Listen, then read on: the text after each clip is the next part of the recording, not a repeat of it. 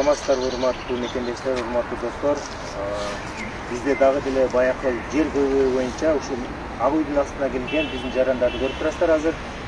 Бул жерде чыныгы баягы жер саткыч эмес, чыныгы жер үлүш ээлери ушул жерге келип, баягы 27 пункт алынгандан кийин өздөрүнүн тынчсыздануусу болуп атат да. Эми бизде ошондой чыныгы жер үлүш ээлери көрсө бир бар экен. Булар дагы мен экөө деп жүрдүм элем, бул Барипа Нусубалиева апа, анан кийин дагы бир Шашенбаева Калимбүбү деген апа постоянно булар ушул үлүш жерлери үчүн күрөшүп жүрөт болчу. Бирок бүгүнкү күндө булардан тышкары дагы эч качан унчукпай баягындай жашыл китеби менен жүрүп, кызыл китеп качан чыкканда гана биз ошол мыйзам жолу менен ошондой баягындай кызыл китепти алууга барабыз деген жарандарыбыз да бар экен көрсө. Анда эмесе биз азыр бүгүнкү ошол эле баягы Нусубалиева Барипа апага сөздү берсек, себеби дегенде бул апа өзү дагы орусчан бир канча кыйынчылык күндөрдү өзүнүн башынан өткөрүп, бүгүнкү күндө дагы 27 пункт чыккандан кийин абдан тынчсызданып келет да. Бул апаны мен жакшы билем. Жерди эч качан саткан эмес, бирөөлөргө алып саткан дагы эмес, бирөөлөрдүн жерин басып да алган эмес. Бул апа өзүнүн бул апанын жери таза жер да. И ошондой эле Талимбүбү апа дагы бар. Анын жерине дагы башка бирөөлөр ээлеп алып, ошондой аны дагы Кушайманга салып келет да. Бүгүнкү күндө андай жер саткычтар, жер мафиясы деп айтабызбы, ошондой жер мафиясы, жер саткычтар тетирисинче булардын жерине, ошондой эле Талимбүбү апанын жерине, Барипа апанын жерине ушундай кол салып келишет. Ошондой жарандарыбыз дагы ошол апаларга окшогон жарандарыбыз дагы бүгүн токтолуп калыптыр, аларга да сөздүн кезегин беребиз. Анда эмесе биздин Барипа Нусубалиева апабыз өзүнүн сөзүн түшүндүрүп берсе. Эмне болду апа? 2005-жылдан бери 2005-жылы баягы жердин баарын тебелеп кеткен Бакиев бар кезде кетип калган. Шаарга алып койгон. Таптакыр уруп, сабап бизде да кууп чыккан. Анан кийин кайра жүгүтүрүп, кайра алгам септеп, араңдан сорго алып 2008-жылы. Анан кийин Кумаров деген акимге бардык. Ал так кайра эле баягы тепкилеп, кайра эле келе баштады элдин баары. Биздин жерибизди сатып, инвалиддер бар бизде. Аны карабай эле бүт эле кайра келе баштады. Анан акимге бардык, Кумаров деген администрация, Сокуловский район администрация барсак айтты. Трансформация кылып, силер дагы кеткен затратыңардын баарын кайрып алгыла деди. Анан жанталашып, айыл өкмөтүнүн улуусун атын алдык 2008-жылы, райондун эмесин алдык. 2009-жылы февралда уже губернатордукунан өттүк. Анан кийин Чуженовго бардык. Чуженов бизди карабай койду. Бүт эле көрсө бизнесмендер экен. Алар акча менен өтүп кетти, биз калып калдык. Анан кийин согуш болуп калды, уруш болуп калды, Маратова коюп койду. 110 депутат колдоп берсе, Алмазбек Атамбаев таптакыр колдой койбой койду. Ушул жерде эле жүрдүк, жалдарап ыйлап эле. Ал бүттү кетти, кайра согуш чыгып калды, Сооронбай Жээнбеков кол коюп берди. Туура депутаттар колдоп берди. Канча жүрдүк депутаттарга. Колдоп берди, Сооронбай Жээнбеков кол койсо, кайра уруш болуп калды. Урматтуу Садыр Нуркожоевич, биз сизден суранарыбыз. Сизди аябай сыйлайбыз. Сиз келгенде аябай кубанычтабыз. Биздики бүт пенсионерлер ушунчалык бүт канчадан бери ыйлап келатабыз. Эми 27 пункт менен таптакыр биз эч ким жок болуп калдык. Кайра эле келип жабышып атат бизге мошенниктер. Алар толтура турбайбы? Бирин камасаңар экинчи чыгып атат. Мен суранарым сиздерден. Биздин укугубузду тебелетпе 27 пунктту. Мына Бакыт Садыралиев инвалид келди ушул жерге. Инвалид биринчи группа. Коюп койгула, ордунан таап бер, эмет бергиле кайра. Албагыла, бизге кайра кайрып бериңиздер деп суранам мен. Ушуну сүйлөй албай дагы нерв болуп, ушу давлением көтөрүлүп кетти. Урматтуу Садыр Нуркожоевич, суранам сизден 27 пунктту кайра бизге кайрып берип коюңуздар. Башка чара жок. Бул жерде 27 пунктту кайрып кое турган болсок дейт, баягы жер саткычтар барбы?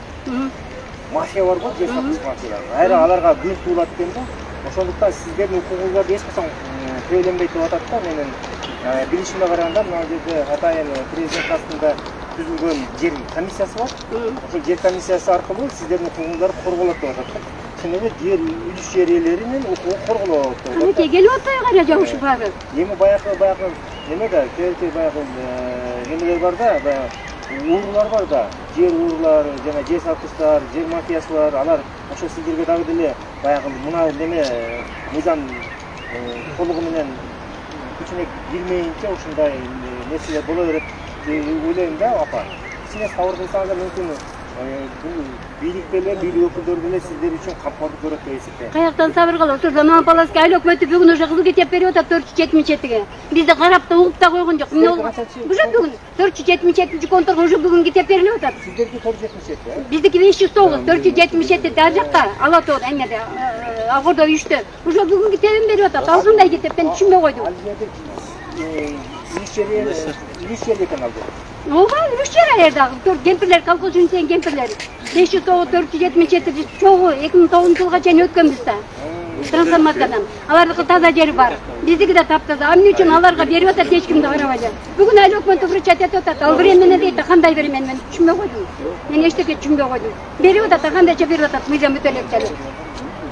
Бүгүн берип атат, мынакей, азыр вручать этип атат баарын. Бул жактагы инвалид Садыралиев Бакыт. Садыралиев Бакыт аганы көрүп турабыз. Бул деле өзүңүз мыйзамдуу өзүңүздүн жериңизге отурган киши турабы? Ооба да, ооба да. Сиздер үчүн Үлүштүн ээси Бакыт. Ооба да. Андай нерсе сөз сиздерге бербейли. Сизге кошобуз.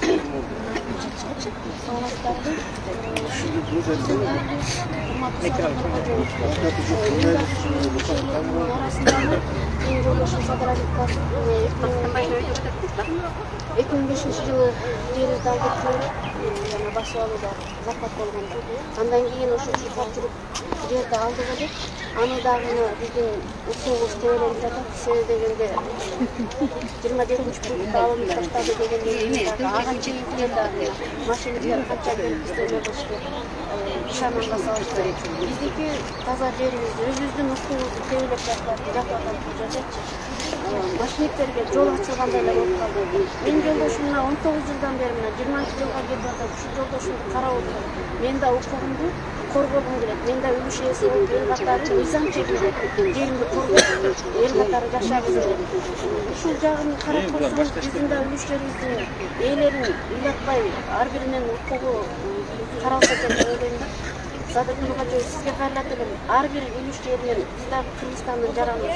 Ушул жарандык эмебизди, укугубузду тепсетпей, биздин да мыйзам чегинде коргоп беришибизди өтүнөт элем. Жолдошуңуз басабы? Жолдошум мен жетелеп басам. Жетелеп басат, да? Биринчи группада. Филиалы? Филиалы. Мына ушундай баягы аябай аянычтуу Ооба, меники да аянычтуу. Ушантип баягы үлүш жериңизди үлүш жер ээси катары Ушуга чейин мыйзамды сыйлап, мыйзам чегинде жерибиз трансформация чыгарып берет деп келген. Ушуга чейин 2016-жылдан бери бизге ошолорго деген берип келдик. Мыйзам чегинде чыгарып берет. Анан мына Агордо 3төгү Шаработованын үйү сүртүлгөндөн кийин биздики деген биз эч ким болбой калдык да бул жерде. Мен дагы ушу мыйзам чегинде корголот, биздин укугубуз корголот, мыйзам чегинде кызыл китеп алабыз, мыйзам чегинде болот деп мыйзамды сыйлап бердик. Анан менин укугум корголуп текшелип жатса, мен эмне кайда барсам, кимге барсам, билден сиздер мына аркасына турсак, сүйлөп аткандарына көрүнүш керек да. Жалгыз эки киши жүрүңүздөр. Денелерге таанышсаңыздар, ошол жерде сиздердин узакыры болгон чыгар деп мен өзүм деле окуй элекмин ошону. Ошол бул жер комиссиясы иштеп атат деп угуп атабыз да азырчы. Андай нерсе кирип сөздү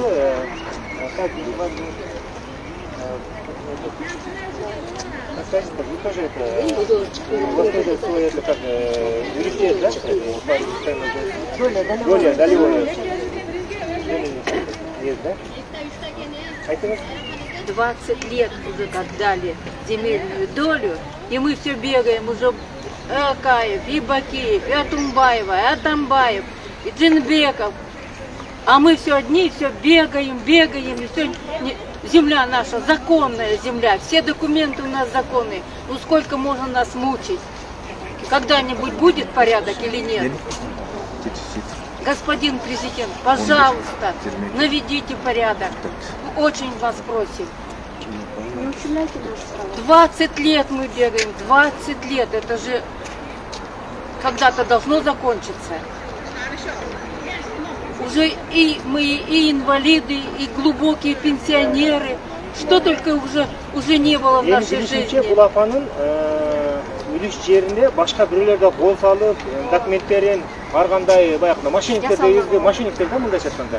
Экспертизада бұлардың баяқы экспертизада ошол тиги тараптын мошенниктердин документи жалган экендигин аныктап чыгарып берген. Бирок ошого карабастан дагы деле алар биздики таза деп ар кандай амалдарга салып келатышат да. Про мошенников пару слов скажите, пожалуйста. Документы у нас все законные. Атамбаев дал, при Бакееве мошенники. Все лезут и лезут. Мы были вынуждены, естественно, отбиваться. Бегаем по всем инстанциям. Все прошли. Экспертиза тоже дала этот, их документы поддельные. Конечно, экспертизу прошли с большим трудом, с помощью вышестоящих организаций. Рахмат. Азыр эмес бизде убакыт тарыхына байланыштуу эки сөздү дагы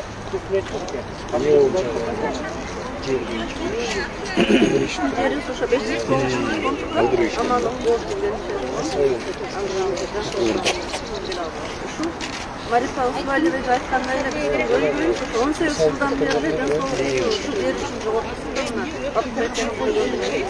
Урматтуу президент Садыр Нуркожоевич, сизден суранышыбыз ошо мыйзамдык түрдө эле карап берсеңиз, эч кандай нарушение жок. Биз аябай закондук түрдө поступать этип жүрүп 18 жыл 20 жыл ушу жер менен эле күрөшүп жүрөбүз. Эң биринчи жерибизди негизи Бакиевдин убагында шаарлыктарга берип салды, сокулуктун жерин. Андан кийин кайра бер жака көчүрдү. Ошол убакта дагы жанагы басып алуучулар биздин китепти тутуп салайын деген араң жолдошум экөөбүз качып чыкканбыз. Министрлер жаныбызда турса да коргой албай коюшту да бизди. Ошондо араң өзүбүз документти дыптыр үйбөй эле алып кирип чыктык. Ошондо айтышты ошол эки басып алуучулар.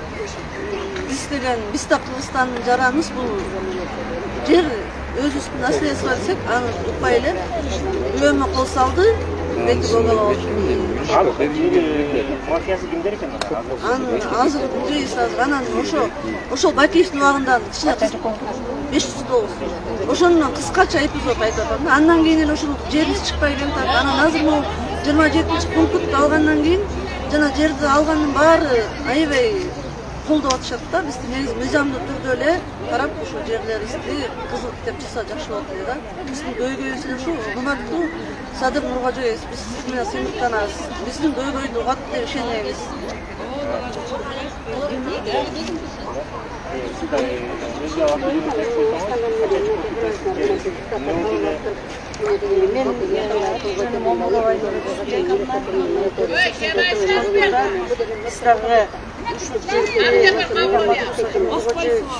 Сизге абдан көп чоң кайрылуу жасагыбыз келип турат. Абдан сурамап сизден мен өзүбүз ушул колхоз Красная Заря убагында иштеп жүрүп, кызылдай эмгебиз менен колхозго чейин колхозго иштеп жүрүп, балдарыбызга алган жеке менчик жерибиз болчу. Биз ошол жерибизди ушул убакка чейин мыйзамды бузбай, законду сыйлап, биз ушул күнгө чейин жердин налогун төлөп, ушул күнгө чейин мыйзамды сактап коргоп келгенбиз. Анан ортодо эле бул жерде жанагы алып сатар мошенниктер эле пайдаланып жатат. Көбүнчөсү ошолордун эле турган өзү үчүн шейлери жалаң эмеге кабылган атабыз. Эч кандай бар төөленип, жалаң эле ошол мошенниктердин жашоосу жүрүп калды да бул жерде. Биздин карапайым жөнөкөй колхоздо иштеген мен билгенден көп кишилер бар. Анын баарысынын муктуу төөлөнүп атат. Биздин балдарыбыз муктуу төөлөнүп атат. Биз деле карапайым эле ушул колхоздон алып. Сиз ошол үлүш жер биринчи жолу берүүчү жерде жеке менчик берген. Сиз биринчи жолу алгансыз да? Бир эле жолу алганбыз, биз жеке менчик. Баягы кээрлер 2 жолу алган, 3 жолу алганга да аракет кылгандар бар экен да. Андай болгон эмес. Бизге андай болгон колхозго иштеп, мен детсадында басып анан ошо колхоздон иштеп жүрүп алган. 95-жылы чыккан мага чечим. 95-жылдан бери бул жеке менчик үлүш жери деп чыккан. Анан мына ортодо эле ошону деген алып сатар жана мошенниктер пайдаланып, менин жериме да кирип кетип, участогымды сатып жүрген мошенниктер бар. Балдар. Мен атымен айтып кетейин, Бакыт деген бала, анан билбейм фамилиясын дагы. Бакыт деген бала азыр каякта жүрөт? Билбейм, азыр алдым деген көп жерлерди саткан, алар улам камалып чыгып эле ушул эле жүрөт, соттон өтүшөт. Сотко бергенсиздер, э? Сотко берген, соттон деле эч результат чыкпай атат. Алар ким акчасы ошонун сөзүн сүйлөйт экен мына азыр. Анан урматтуу Садыр Нуркожоев ушу сизден суранып кетет элем. Жана 27 пунктты алып салгандан кийин биздин укугубуз такыр корголбой калды. Анан сиздин жанагы министр Кабинетовдон чыгарган азыркы закондоруңуз такыр бизге карама каршы болуп калды. Ошону жакшылап бир ойлонуп биздин укугубузду дагы коргоп берсеңиз суранат элек. Анткени биз дагы карапайым калкпыз, илгери колхозго биздин эмгегибиз сиңип, далай колхоздун оор жумуштардын баарын аткарып иштеген кишилербиз. Биз деген андай мошенниктер эмеспиз, биз жердин эң биринчи ээлерибиз. Ушуну мыйзам түрүндө могу жер ээлерин сиз биринчи текшертүүгө алсаңыз болот. Ушуну текшертип туруп биринчи ким жердин ээси деп. А бул жерде жана орто жолу гана сатып алган мошенниктердин күнү туулуп ошолор гана пайда көрүп атат. Алар кайра 3-төн 4төн кишиге сатышты. Биз болсо жерди мыйзам түрүндө ушу күнгө чейин мисалы үчүн мен налогун төлөп келем ушу жерди. Бир сомдон калтырбай налогун төлөп жүрөм. Ошону туура түшүнсөңүз, Садыр Нуркожоев, сизден көптөн көп суранат элек. Биз сиз менен сыймыктанабыз. Көптөгөн адамдарга жакшылык кылып атасыз. Анан ушу жер ээлеринин дагы эң биринчи хозяиндардын үлүш жерлердин ээлерин дагы бир укугун коргоп беришиңизди өтүнөт элем. Рахмат эжеке. Бул жерде бир нерсеге көңүл бөлүшүбүз керек, урматтуу бийлик өкүлдөрү. Бул жерде бул чынында жер ээлери болгон болсо, кээ бир жарандар бүгүнкү мен ошол үлүш жердин ээсимин деп даже баягындай адамдын жүзү ушуп чыгат экен, мени даже кээде ынандырып жиберип атышат да. А самом деле алар башка бирөөлөрдөн доверенность менен купли-продажа кылып через алып, анан кийин мен ал ушул өзү кеше жакында эле пайда болгон. Анан мен сразу 2006-жылда, 2007-жылда сүйлөшөт да. Ушундай баягы жер саткычтар, жер мафиясынын аралашып алган ушундай адамдарга да көбүрөөк көңүл бөлсөңүздөр жакшы болот. Сиз дагы өзүңүз аты жөнүңүздү айтсаңыз. Мен айтали Бекназар, трансформация этник кыймылдын башкы кызматы. Мына ушундай жерлерде жер маселесине, жер укук маселелеринде арыздар, доолор көп болгондуктан элдер көп кайрылып атат да. Ошолордун негизинде өткөндө ушул президентибизге элдин үнү жетсе экен деген ой менен активдерде кайрылып калганбыз. Мына бүгүн дагы кеңири масштабта кайрылып туура келип атат да. Мынакей. Урматтуу Садыр Нуркожоевич, сиз ушул бери дегенделер 15 жылдан бери бүттөй келаткан трансформациялоо маселелерин бүтүрүү үчүн буга чейинки президенттер жасап алган чечкиндүүлүктү көрсөтүп, жаңы демилге көтөрүп 2022-жылда мына мондай жаңы мыйзам кабыл алдыргансыз. Бул мыйзам чыккан күнү элдин баары ушундай кыргызча жалпак тил менен айтканда кебетейлерин көп кыргытып ушундай ыраазы болушкан. Ыраазы болуп, сизге болушунча мындай бир рахматын айтып, мындай президент болгон эмес, мындай президент буга чейин көрө элек болчубуз, чексиз ыраазыбыз, бул адамды колдойбуз деп мындай жер тепкилеп ыраазы болгон. Ошол ыраазы болгон адамдардын ичинде баарыбыз биз дагы ыраазы болгон. Бирок бүгүнкү күндө сиздин министрлер кабинетиңиз жана юридикалык бөлүмдөрүңүз, сиздин аппаратыңыз жана башка министрликтердин кандайдыр бир ушул мыйзамды чалагайым түшүнүү дейбизби, же өздөрүнүн сабатсыздыгы, же ичинде кандайдыр бир мындай бир өздөрүнүн арам пландары барбы, кыянатчылык кылатым деген ойлору барбы? Ошол нерселерден улам сиздин мыйзам бүгүнкү күндө мурда мындайынан оңунан чыккан мыйзам болсо, бүгүн мындай тескерисинен түшүп калды. Туура түшүнүңүз, Садыр Нуркожоев. Сиздин мыйзамга кийинки чыгып аткан токтомдор, жоболор, алардын баары мыйзам менен мындай бир түздөн түз мыйзамды ишке ашыруучу мындай бир механизм катары эмес, бул мыйзамды токтотуп салуучу, тескери алып баруучу туура эмес механизмге айланып баратат да. Себеп дегенде мына десеңиз, мына бул адамдар кайрылып атат. Өздөрүнүн жеке укугуна 95-жылы мамлекет жерлерди үлүшкө бөлүп берген күндө, өз жеке менчикке бөлүп берген күндө өздөрүнүн атына алган адамдар бүгүнкү күндө сиздин аппараттагы кызматкерлер 27-пунктты алдырып салууга сизди түрткү көрүп, мындай бир оор тилде айтканда, сизди элдин алдында уят кылгандан кийин бул адамдардын баарын укугу тепселенип баштады. Мына жаңы эле көрдүңүздөр. Ушул жер маселесине байланыштуу оорукчан болуп калган Байкени көрдүңүздөр. 15 жылдан бери оорукчан болуп өзүнүн жерине ээ болуп, өзүнүн укугуна ээ болуп келет. Эми дагы канчалаган адамдардын оорукчан болуп калышына биз себепкер болушубуздар мүмкүн. Бул нерсени ойлоп атасыздарбы? Мына бүгүнкү күндө эле Ак Ордодо жана башка жерлерде ушул 27-пункт алынгандан 29-пунктка өзгөрүү киргизилгенден кийин бири менен бүгүнкү күндө жарандар арасында кайым айтуучулар болуп, бири-бирине ташала чуркашуулар болуп атат. Мунун аркасы жаман болот, Садыр Нуркожоевич. Эртең бири-бирин ошо жарандар арасында чоң жаңжал чыгып, бири-бирин бычактап салбайт, бири-бирин өлтүрүп салбайт деп ким кепилдик бере алат? Мына ушундай нерселерди колго алуу үчүн, мындай нерселерди ушунчасында токтотуу үчүн 22 жаңы чыккан өзүбүздүн мыйзамдын рамкасында так иштей тургандай, ушул мыйзамды контролго ала тургандай жеке менчик ээлери бар башында өздөрү ушуга чейин таманак маңдай термен алган жерлер трансформациялоону күтүп отурган адамдардын укугу тепселенбесин десеңиз, жаңыдан жобону жаңыча күчтүү кылып чыгартып, баарын камтый тургандай кылып чыгарып, жаңыдан комиссияны жашнакай түздүрүшүбүз керек. Ошол эле комиссиянын арасында жер ээлеринин арасынан бирден адамдарды кошуңуздар. Ар бир контурдан, ар бир үлүш ээсинен, нааразы болгон жерлерден, ортого бир кандайдыр посредник кошулбастан өздөрү катышсын. Мына ошондо акыйкаттык болот деп ишенебиз. Ал эми деги эле бул маселелер боюнча Садыр Нуркожоевич, сизге дагы кайрыла кете турган маселе бар. Мынакей, өткөндө муну Акипресседе билдирүүдө айттым. Сизге бир жерде эл менен жолугушууга чакырды дагы, ошондо мыйзам иштебей жатат, бир пункт аудан жол тоголуп атат деген маалымат беришти. Сиз ошол жерде сурадыңыз, кайсы пункт жол тоголуп? 27-пункт деп коюшту. 27-пунктты бизге мындай бир жалпак тил менен айтып түшүндүрүп турду. Ар бир мыйзам өзүнчө бир механизм, ар бир мыйзам өзүнчө иштей турган бир толук кандуу бир аппарат десек болот. Ошол мисалга машина катары карай турган болсок, жеңил машина катары карай турган болсок, эгерде жеңил машинанын бир дөңгөлөгү жарылып калса, ошол дөңгөлөктү башка дөңгөлөккө алмаштырат. Болбосо бир запаска деген болот, ошону алып чыгып туруп салып туруп, анан жетчи жерге чейин айдап барат. Сизге болсо булар жарылып калган дөңгөлөктү алып салылат, дөңгөлөгү жок кете беребиз деген мындай бир калпыс ойго, туура эмес жагдайга түртүп коюшту. Ал эми кече күнү жаңы 29 март күнү чыккан токтомду көрүп атабыз, жаңы чыккан жобо постановлениянын. Ал жерде болсо 29га дагы түртүп көрүп атат. Мына ал жерде жер ээлери эч ким болбой калып атат. Канча жылдан бери күтүп отурган бул эжелер, тиги байкелер, алар ким болуп калат анда? Алардын жерлерин анста башка баскынчылар басып алган аз келгенсип, соттошуп, сотко сүйрөп, орукчан кылып салган аз келгенсип. Бүгүнкү күндө булардын укугун карабайлы, булар менен эсептешпейли, өз алдынча эле тияктан китеп чыгарып, госрегистр китеп чыгарып берип турганбыз. Жеке менчик укугу каяка кетти? Анда биз мамлекетпизби же кандай болуп жашайбыз? Туура, сиздин да оюңузга кошулабыз. 27-пункт мындай бир жол тоголгон жерлер бар. Ошол жерлерде атайын спецкомиссия түзүлүш керек. Жер амнистиясы кандай мезгилде толук кандуу иштейт? Жер амнистиясы, жердин ээси, ошол жашап аткан адам да, ошол ээси да деп айттыңыз. Ал нерсе бир учурда гана туура болот, урматтуу Садыр Нуркожоевич. Эгерде ошол жер буга чейин мамлекеттик мындай резервдик фонддо болсо, ФПСке тийиштүү болсо, жеке мамлекеттин балансында турган жер болсо, ошол жерде жарандар жашап атат. Мына булардын китептерин чыгарып бергиле деп айтсаңыз туура болот эле. А бул жерде жер ээсинин мындай жеке менчик укугун тебелеп туруп, аттап өтүп кетүү, жер кодексин аттап өтүп кетүү менен мындай пункттарды киргизүүнүн өзү калпыс түшүнүк болуп калат.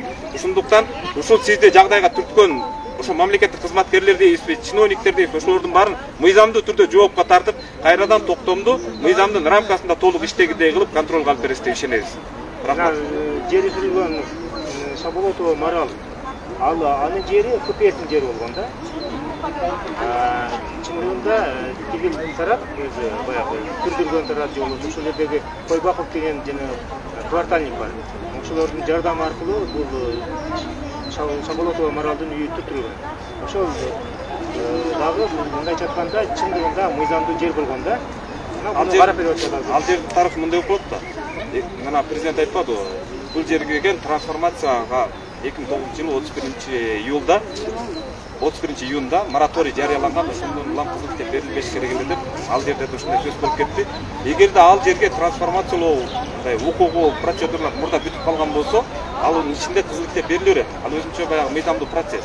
Бирок Шаболотованын укугуна, Шаболотованын түртүлүп калган үйү боюнча келе турган болсок, бул жерде Шаболотова бүгүнкү күндө камакта болгондун өзү да туура эмес болуп калат. Шаболотованы бүгүнкү күндө ошол жагдайга түрткөн, ошо жерди көрсөтүп бергендер, айыл өкмөттүн кызматкерлери, жана мамлекеттик каттоонун кызматкерлери ошол соттук иштерди караган, архивдеги выписканы карабай туруп соттук чечим чыгарган, соттор жоопко тартылып, Шаболотованын акчасын кайтарып бериш керек эле бүгүнкү күндө. Мына бул жерде берки Самудинованын укугун коргонду туура болду. Президент өзү сөз капар жана калыстык болсун, адилеттүүлүк орносун деп кийлигише кылганы бул баарыбызды сүйүнткөн маселе болду да. Бирок ошол эле мезгилде дагы башка да карапайым жарандын укугу күйүп берилиш керек.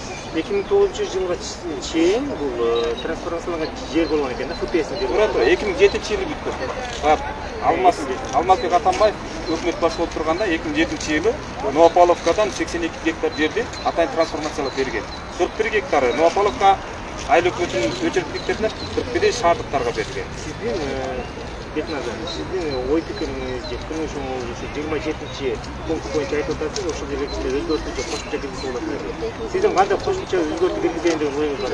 Бул жерге 27-ші пункт алып салуу такыр кереги жок. Ошонун астына эле 27-1, 27-2 дейт кошумча жаңы бир пункт менен киргизип эле ушундай талаш болуп калган жерлерде биринчи кожоюну аныкталганга чейин бул жерлерге кызыл ките берилбей турат деп коюш керек. Талаш болуп калган жерлер бизде саналуу эле. Ал жерлерде кимдер кызыл ките, бирөөнүн жашыл ките, мына Гүлежен жашыл китеге окшош жасалмалап чыгып алганда убактылуу токтотулуп турмак. А башка адамдардын укугу тепшерилбей бүтүп кете бермек. Баары аккуратно болмок. Мына ошондуктан урматтуу бийлик өкүлдөрү, биз ушул сиздер эгерде жер комиссиясын түзгөндөн кийин ушундай мына Бекназарова окшогон активист балдардан, ошондой үлүш жер ээлери бар кожоюндардан бирден адамдарды араңдыраак кошуп алсаңыздар, анан булар да ошол жерде комиссия составында болуп, жанагындай совещание, жанагындай чогулушуңуздарда булар да өздөрүнүн ой пикирин айтып, мындай кылсак мындай болот, мындай кылсак мындай болот, мындай болбойт, мындай болот деген адилеттүүлүккө жетмекпиз да. Анда эмес ушун менен бүгүнкү неме сизге депутаттарга алынган 2001-2009 жылга чейин вообще бизге деген не распоряжение, мына жерде жазылып турат. Не распространение моратория застроенными жилыми домами до 31 июля 2009 года. Биз деген ошол биринчи менен өзгөрткөнбүз да. Анан кийин өтө албагандыктан кийин ошол жерде акчасыбарга өтүп кетип калып калдык сурапайым эле. Анан кийин кабыл алып Атамбаев кол койгон. Эмне үчүн могу мыйзам иштебейт? Эмне үчүн иштебейт көрмөйсүң? Мына Турбаев муну алып калган жок да, алып калган жок. Туура айтасыз. Мына жерде урматтуу бийлик өкүлдөрү бул жерде көбүнчө ушул нерселерге көбүрөөк көңүл бөлгөнү жакшы. Ушул жерге келген үлүш жер ээлеринин көпчүлүгү 2009 мери мораторий жарыяланганга чейин эле ушундай документтерге ээ болушкан болотчу. Анда эмесе бүгүнкү өзүбүздүн көрсөтүүбүздү да жыйынтыктап туралы, кудай буйрса дагы кийин дагы сиздер менен дагы бир жолугушабыз. Мүмкүн дагы бир өзүңүздөрдө сунуштарыңыздар болушу мүмкүн, ой пикириңиздер болушу мүмкүн, аны айтасыздар. Рахмат. Аталык айлык өкмөтү бүгүн бул ките берип атат 4-7 контракт. Эч ким үлүш жерин караган жок. Тебелеп кетип атат бизде. Алар да акчаларын ала элек болчу. Ошого биздин өкмөт таптак тебелеп атпайбы. Мына бүгүн берип атат айлык өкмөтү. Эмне болгон деп билбейм, бүгүн китепти көчөт деп атат. Мына нерсе болуп атпы? Бүгүн берип атат. Кыргызда жакшы сөз бар да. Ууру өлгөнчө жеп, койгончо жеп, өлгөнчө карганат дегенчи. Эми бүгүнкү күндөгү жер мафиясы ошондой ситуацияны алып келип атат да, биздин бийлик өкүлдөрүн да ушундай сабадашка алып келип түркүлөп жатышат ушундайчы. Ошондуктан бул жерде жер боюнча, жер маселесине өтө кылдат мамиле кылбасаңыздар болбойт урматтуу бийлик өкүлдөрү. Мына жерде да биздин артыбызда чогулуп алып турушат. Булар деле ошондой бир көйгөйлөр менен окшойт, бирок биз алар менен барып жер боюнча тураганыбыз деле жок. Ойлойбуз да ошондой депчи. Азыр өтө баягындай неме болуп атпайбы? Жер маселесин өтө кылдат. Аларды көрбөксүзбү? Карабасаңыздар билбейм, тааныбайм да мен. Андай акыбалары сызып Кан төгүлгөн турат, кан төгүлгөн турат. Жүрөк кой жыйынтыктайсыз.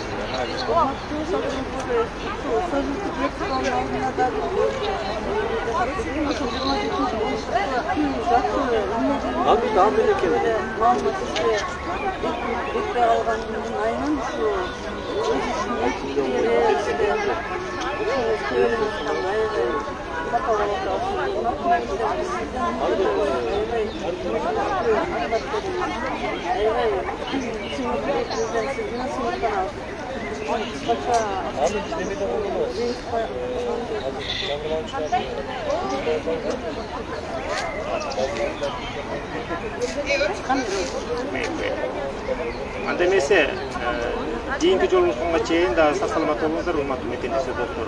Бул биздин өзүбүздө ушул биздин апалар менен жер чыныгы жер саткыч эмес, чыныгы жер үлүш жер ээлери менен болгон жолугушуубузду поделиться кылып бөлүшүп коюңуздар, башкалар дагы чындыкты көрсүн, билсин. Биз ошондой чындыкка жетишибиз керек. Ата мындай айтпаса, поделиться кылбаса, бул билинбей калат дагы, ошол боюнча мунуктар болуп калышы мүмкүн, жолубузда дагы деле баягындай биздин бийлик менен элдин ортосундагы түшүнбөстүктөр пайда болушу мүмкүн да. Сак саламат болуңуздар.